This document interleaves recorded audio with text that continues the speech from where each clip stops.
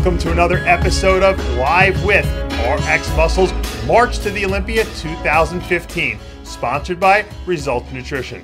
I'm your host, Dave Palumbo, and I'm here with our guest of the night, Candice Keene and Kelly Defenderfer. Welcome, guys. Thank you for having What a mouthful, Kelly, on that name. Thanks for not butchering it. Yeah, now, you know, obviously, Candice, you've been here many times before. Two-time Arnold Classic figure champ, second at the Miss Figure Olympia last year, just knocking on that door for the last couple years. But Kelly, you're new to the show. You just earned your IFBB Pro card at the NPC Team Universe this past summer, and in women's physique. Now, you were originally figure, switched to physique, and it worked out. Yes, it did. Thank you so much. Now, is this true? I understand you guys decided to go on a road trip from Florida and you drove up to New York. We sure did. Yes. Really? You know what? It's all about being spontaneous and just living in the moment. You are a very spontaneous person, though. I am, you know, because you have to be. You got to enjoy yourself. Now, but I can't get guys to give me 20 minutes on an interview like 6 weeks out from the Olympia because they think, oh, it's going to ruin my schedule. You're getting ready for the Miss Olympia, and you said, you know what, let's just go in the car and we're going to drive. Yeah. It was kind of like a soul cleansing girls road trip. It's a symbolic trip for us. It is. What is it symbolic of? Living in the moment. Now, obviously, you're living in the moment, but you still have to eat your diet meals and you have to do your workouts. So did you guys have did you design where you were going to stop and what gyms you were going to work out at and where you're going to get your food? On the way up, our trip lasted 18 hours. That's because we stopped and did cardio. Where? Somewhere in South Carolina. Not sure. There wasn't too much planning. It was like not at Cedric McMillan's house, was it? No, it was on a grassy knoll on the side of the road. It could have been Cedric's house. Yeah. Oh, you just did random cardio. Yeah, and then we were running, we were doing lunges, we were doing If I can only get that video, Johnny. Wow. Plyometrics, you know. How long did that last? We did about 40 minutes of it. Okay. And then some stretching of sacral areas, you know, since we're going to be in the car. Gotcha. So you wanted to make sure everything was flowing properly. And all my food is packed. And so you did bring your food with you? Of course. Now, what about on the way back? What are you going to do for food? We have 5 days. You brought enough food for 5 days? Yeah. Where are you freezing your ice packs and everything like that? In the hotel. In the hotels. You guys are very industrious. Aren't we? Now, what hotel? Are you guys slumming it or are you doing it up in style? Priceline.com each night. Wherever it tells us to go, we go. So you don't even know where you're going to stay? No, we just If it says it, yeah. Where'd you stay last night? The Days Inn next to Bev's. It's like 10 minutes from here. Yeah. And that was acceptable? Yeah, you know. And tonight? Are you leaving tonight? Tomorrow. Tomorrow. Okay. So obviously you got to train at Bev's, and that's always a treat. Did Steve take a look at you? He did. And what was the verdict? He has no complaints, actually, so that's good. That is good. With 2.5 weeks to go, that's very good. So I'm happy. Now, what's the strategy? Because Nicole Wilkins, you know, was I guess you could say floundering for a couple of years there, where she wasn't coming in quite as good. And that's when I thought you were going to really grab the title, and she just kind of squeaked by 1 year. And then she came back last year, and she looked like crazy, amazing. What are you and Jamie, your coach, planning to try to unseat her this year?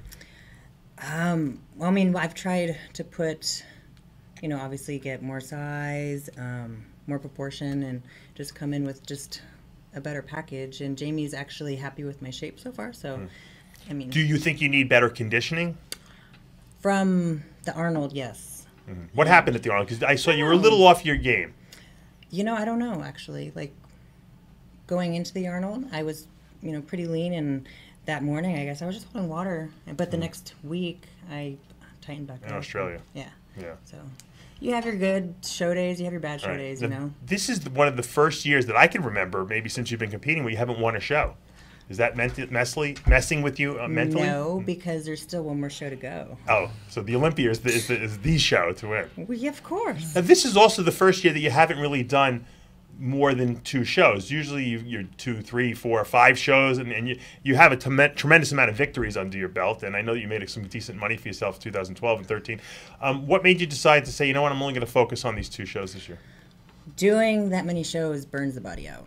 You told me you never burn out while you were doing it. At the time I wasn't, but then, you know, it's the body can only do so much for so long. So it caught up to you. My adrenals were like, you know, screaming, and just got to kind of slow it down and think long term your health. You have to just be play it safe. Now, I guess you could say, you know, doing shows sometimes makes you stay on your game longer because you're always dieting. Is it harder to stay on the diet when you know you don't have anything really coming up till the end of the year, so to speak? It used to. That's why I think I did a lot of shows before as well, is to keep me, I guess, structured and keep me on a plan, or else I would, because I used to eat a lot after a show, and I would like, what's your cheat? up. What's your cheat, Kelly, of choice? I like probably everything. sweets or sushi. Yeah. Or burgers. Or both. Or French fries. Oh, French I like fries. everything. Look at that. I'm not picky. Yes, she is. Oh. Now, Kelly, talk to me a little bit about, Yes. you know, I'm always intrigued, you know, with girls who start in figure and switch to women's physique. What was the aha moment where you said, you know what, this is not for me anymore, figure. I'm going to go to physique. And I know a lot of you girls don't like it because you got to give up the heels and you got to, you know, put on the... The heels were hard to give up. Yeah. I'm only 5'2", so structurally I definitely miss the heels. But I really love to pose, and I'm big into my routines. So it was an even trade. I'd much rather have a routine to do and have a little more stage time and show my personality off in that way. And I don't know, I just, you know, I was winning overalls in figure on the local level. But when I would get to nationals, you know, it was just, I was clearly about like 10 pounds of muscle bigger than the girls. And I wasn't willing to downsize anymore. Sure. So, you know, physique just, it just seemed to be a good fit. So Who taught you how to pose?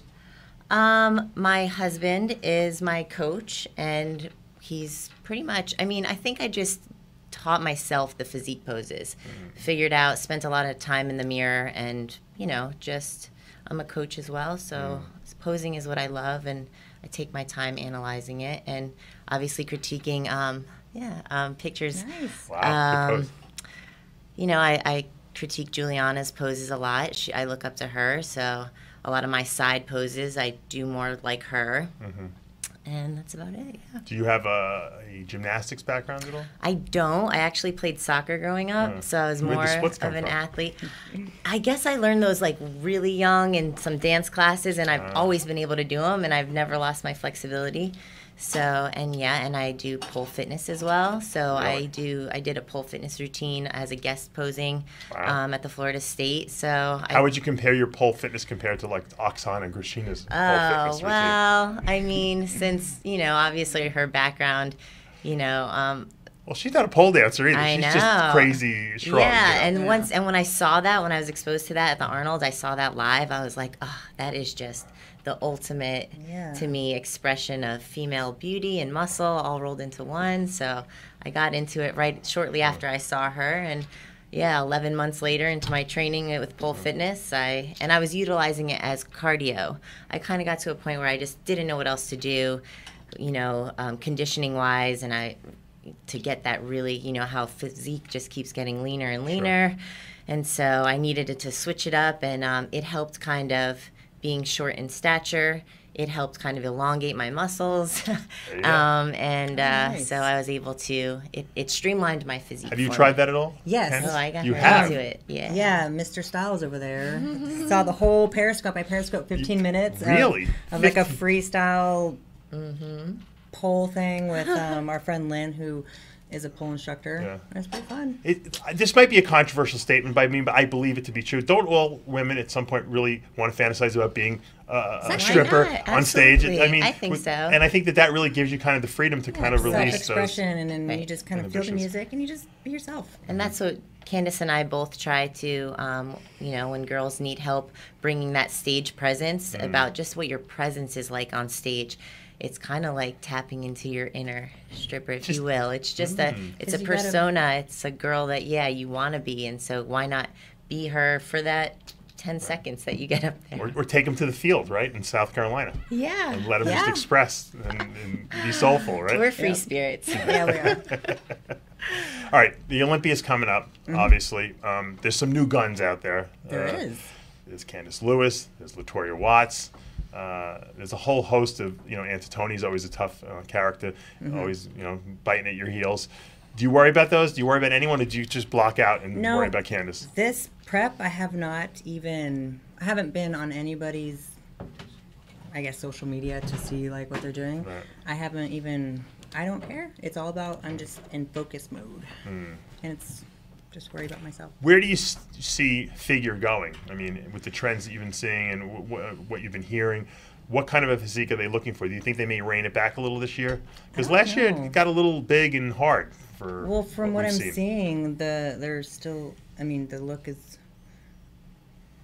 bigger and harder. Bigger and harder, yeah. I guess the V taper is very extreme. Yes, and then very nice, tight, tiny waist, and nice quads. Do you like the look where it's going? I think it looks good, but yeah. Okay. It's like a comic book hero, you know. It's like yeah, well, no, because I know that they kind of never wanted that extreme look from Figure, and that's why I think you did really well the last couple of years, because you kind of were like that balance between too much and enough. Right. And now it seems like they're going for more than they were going for before. Like, I think once Nicole Wilkins really stepped up her game with the conditioning, now it's like this is what we want, and now all these girls are like, you know, stepping up their game, so to speak. I don't necessarily know if that's a good thing. What do you think, Kelly? I really think that, I think they're going to have to start bringing it back down. And there's some really quality, genetically gifted girls that are on their way on the ups. So it's really hard to not reward that. And at the Olympia, of course, I mean, you're looking at the top athletes. They understand that conditioning is important, and that's what, you know, every year it seems to go up a little bit here and there. So the judges have to judge what shows up that day. So if your top girls are all unconditioned, it's going to be a conditioning game.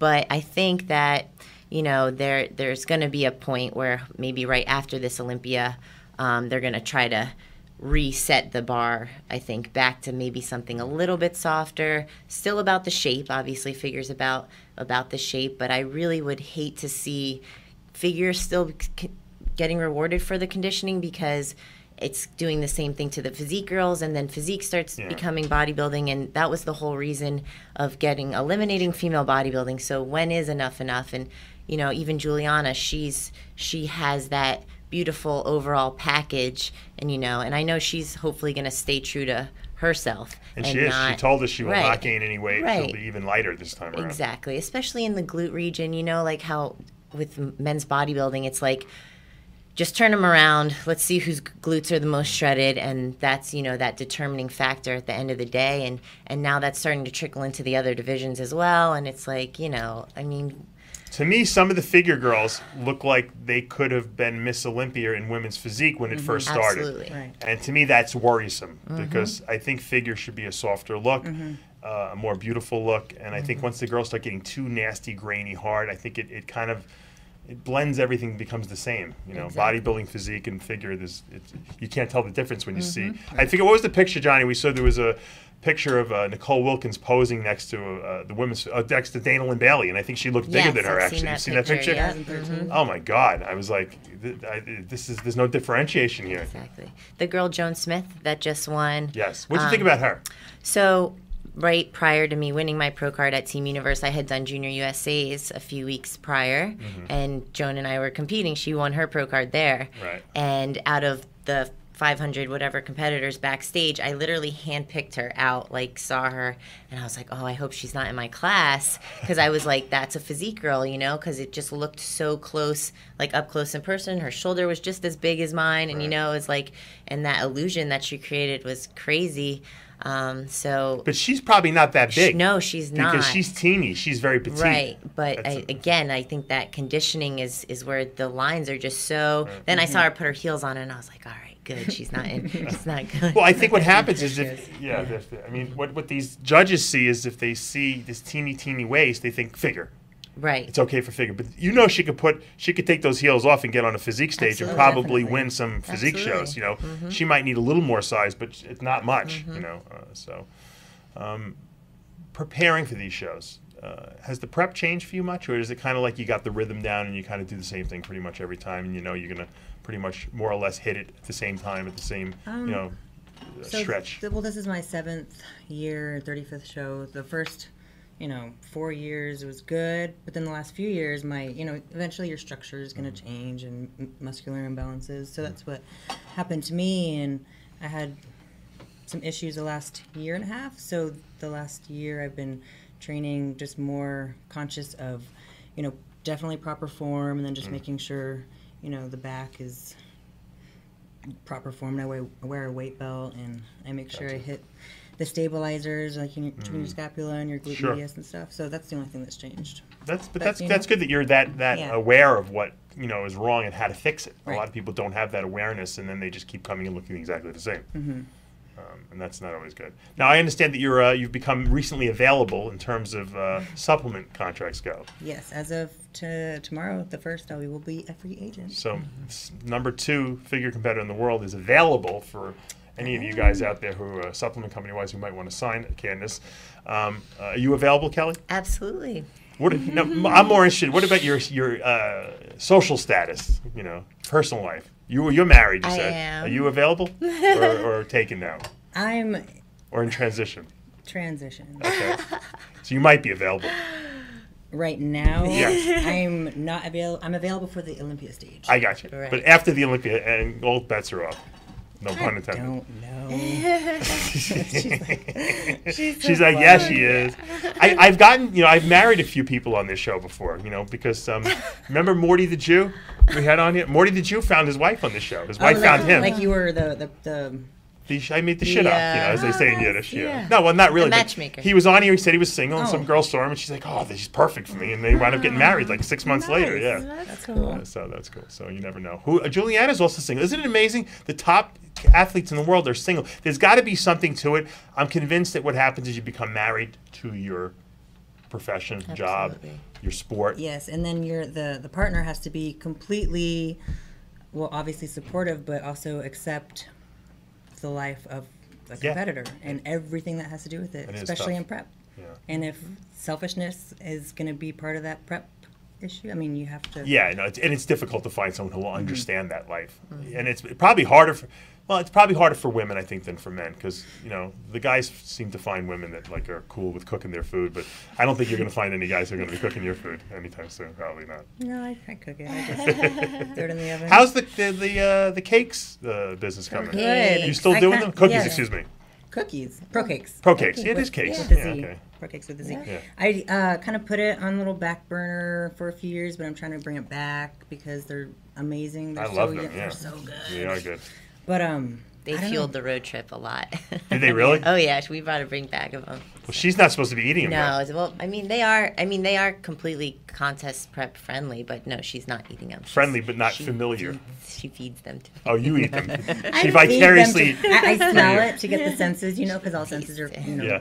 And I'm like, hazelnut fudge. Here, try this one. Oh, look at my cat. Lily. Oh, little Lou talk boy. to me about Lily, because Lily. It's Louie. Oh, Louie. And I call him Lou Boy. Lily is the dog of my office worker out there. He's so precious. Now, although, when he likes to play, he's kind of a little... Is it true that he showed up at your doorstep? Yes. It was June 11th. It was raining. And it's a good thing I came home after Costco because I was running a bunch of errands. Right. And then I was just, on the computer, just not really paying attention. I heard some crying, but I thought it was the next door neighbor's animal or whatever. And then about 20 minutes later, it was in the front, and I realized, wait a second, that's a kitten. So I ran to the front door, opened it. Because you're an animal person. You love her, right? Yeah, I am. I'm a nice lover. She loved the snakes. I got to tell you, she was handling all my snakes. I was shocked. I was very impressed, actually. Love snakes. But yeah, he was this big. He was starving, scared. Did you have to bottle feed him? Oh, look at him. Yeah. No, I had a can of cat food on my refrigerator. Just that. By coincidence. It was my mom's from March, and I just put it. It was in the car, so I had it on my refrigerator. Divine providence. Yeah. So.